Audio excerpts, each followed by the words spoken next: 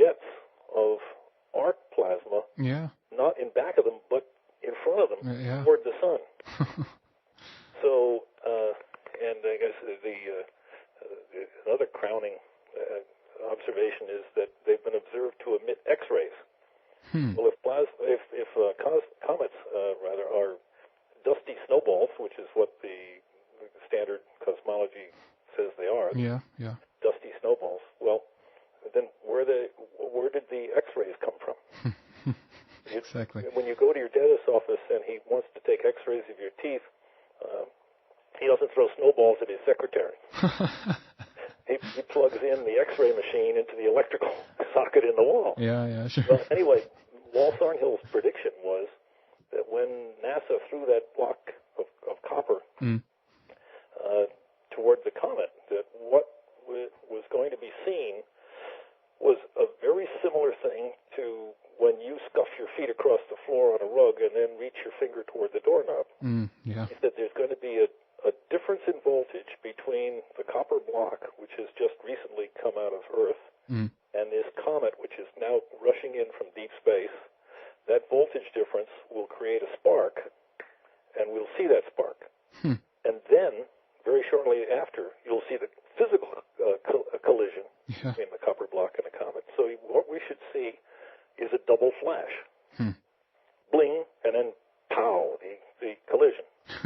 Well, they published that on Thunderbolts. You can go back in the archives and actually see that it was on a couple of days beforehand that they published that prediction. Yeah, I remember that actually. And when the thing happened, that's exactly what they got a picture of. And you see the picture there of the initial flash. It almost looks like a cross. It's a four-sided figure. Why it's that, nobody knows. And they had a video of this too as they approached the comet, right? Yes. Yeah. And then a split second after that, you got the major collision. And NASA, right after that happened, I can't quote the guy precisely, but it's something like, "Oh, we're totally surprised. This is something totally unexpected." Well, of course, Wall is standing there with his arms folded, with a big smile on his face, saying, "Not by me. It wasn't unexpected." It's exactly what plasma cosmology would have predicted. Yeah. Fascinating. And later, when some news organization began to talk about Wall's prediction, the standard astronomers said, "Oh, that's balderdash. That's complete cobblers. That's balderdash. No charge is possible on a comet." What do you think there is such, because it seems to be at least a fierce kind of resistance to this theory. What do you think that is? I don't know. The only thing I can think is a combination of things, possibly. I mean, for a moment, I don't think it's any, I'm not a conspiracy theorist or anything like that. I think it's more inertia than anything else. When you get a PhD, you work for a fellow who is your advisor, your boss, and he sets you on your research path, and you do the best you can, and you get, if you're lucky and you work hard and you're reasonably intelligent, you get your PhD too. And it's very difficult to turn around and then look at that fellow who has helped you so much and say to him, "I think you're wrong. I think you should think about this other stuff, this electrical business." And I think science has been sort of in a rut, in a groove. And also it also depends on your funding will depend on your being well liked in your supporting the ongoing paradigm. Yeah, sure. If you sound like a quote kook unquote, you're not going to be funded. If you raise hackles and say, "Gee, I don't think the Big Bang ever happened," you're not going to get a job in an astronomy department. Yeah. So there's no conscious conspiracy in that sense. It's more like the current paradigm is such as it is. So yeah, exactly. Yeah. So what do you think? What does it have to take to shift the paradigm?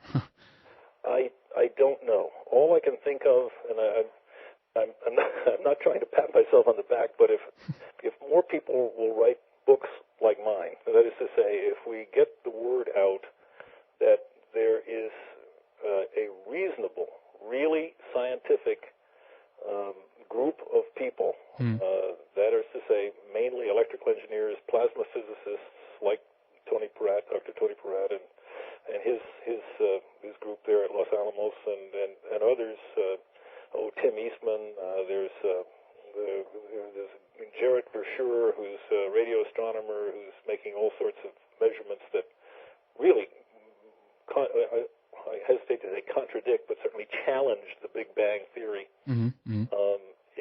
If enough of that word gets spread around to graduate students in astronomy, perhaps they can keep their mouth shut long enough to get their degree, and then later, when they've achieved a certain tenure or stability in their positions, they can begin to introduce some of these new ideas. But the way it is right now is the standard cosmology, the Big Bang theory, the redshift equals distance and recessional velocity.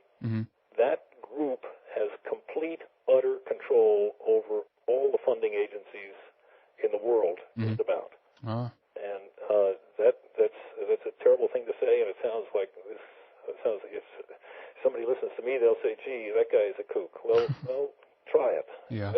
That's the truth. The head of NASA has been quoted, and completely openly admits NASA simply will not fund any research that is antithetical to the Big Bang. End of story. Well, that's not science. That's not open-mindedness. That's not looking for new truth. That's preserving our funding stream. Exactly. And that's unfortunately what the battle that's being fought. And that's why I say there are really sciences in collision here. I totally hear what you're saying, and time moves so fast here, Donald. But do you feel like do you want to continue with us? Do you have time?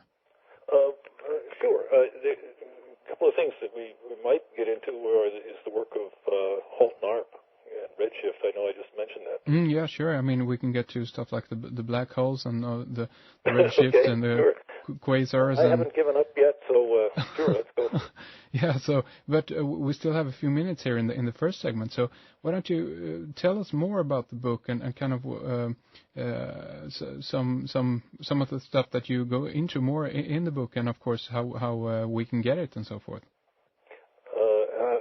Sorry, say your question again. Tell us more, a little bit more about the book and what kind of topics you go into. Well, it's 240. I have it in front of me, 245 pages or so. If anybody really wants to see that and then take a look at what's in there, the preface, the contents, and actually Chapter 1 are all available on the web at that site that you mentioned. That's the electric-cosmos.org. .org, And if they go in there and look down on the left-hand side of I guess you have to click on the title, The Electric Sky, and then you'll get a screen that says, "Would you like to see about the author, or would you like to look at the preface?" And they can get a feeling for it. But the contents, the chapters are all listed in there. Excellent. And can people buy the book off your site, or where will it be available? Well, there at the bottom it says availability, and that will take you to the publisher, and that's Mikamar Publishing in Portland, Oregon, and you can purchase it through them. Excellent. So we're just about out of time in this segment here, but we will continue now with Donald, and again check out his site electric-cosmos.org, and we will take a short break, and we will be right back.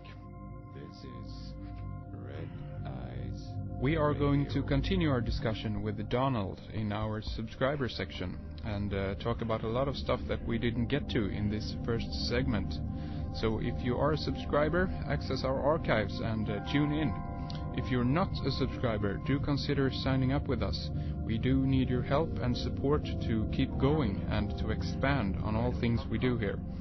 We have very modest fees, 33 euros for 1 whole year and 17 euros for 6 months. That's about 12 cents a day if we speak in US dollars. So click on that sign up or subscribe button and read more. Thank you all for listening to the show, and thanks to Fredrik Palmgren behind the controls. We will be back this Sunday with Mitch Batros from Earth Changes TV. So stay tuned. This is Henrik Palmgren. Take care, and we will talk soon.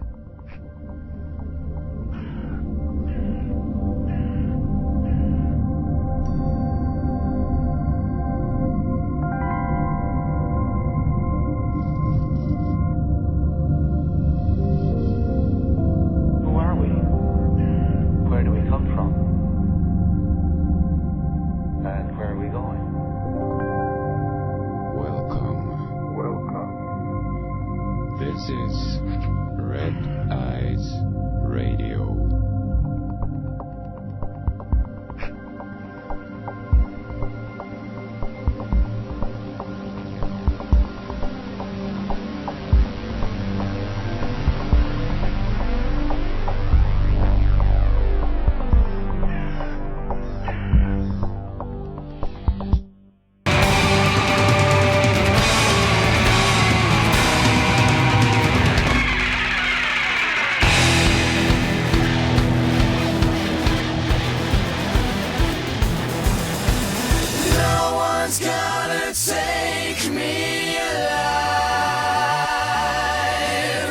Time has come to make things right.